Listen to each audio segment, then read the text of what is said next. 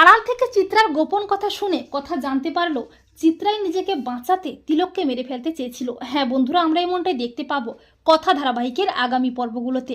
গোপালের বাঁশি চুরি করে পালাতে গিয়ে তিলক হাতে নাতে ধরা পড়ে যায়, কিন্তু তিলক কোনো মতেই মুখ খোলে না যে তাকে দিয়ে আসলে কে এসব করাচ্ছে।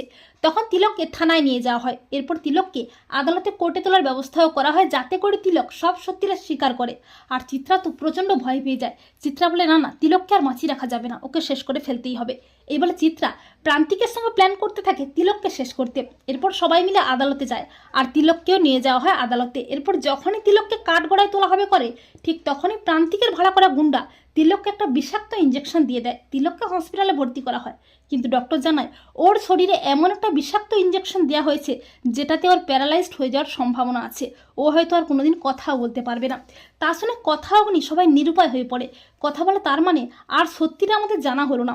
এরপর পরদিন চিত্রার ভাবভঙ্গি চালচলন দেখে কথার মনে সন্দেহ হয়। কথা চিত্রার উপর নজর রাখে। এরপর চিত্রা যখন কারোর সাথে ফোনে কথা বলছিল, তখন কথাও আড়ালেই দাঁড়িয়ে থাকে। চিত্রা ফোনে বলে, কাজ হয়ে গেছে তো, ঠিক আছে, সময় মতো টাকাটা পেয়ে যাবে। তা শুনে চমকে ওঠে কথা। কথা বলে তার মানে মেজমাই তিলকবাবুকে দিয়ে এসব কাজ করাচ্ছিল, আর ধরা পড়ে যাওয়ার ভয়ে তিলকবাবুকে মেরে ফেলতে চেয়েছিল।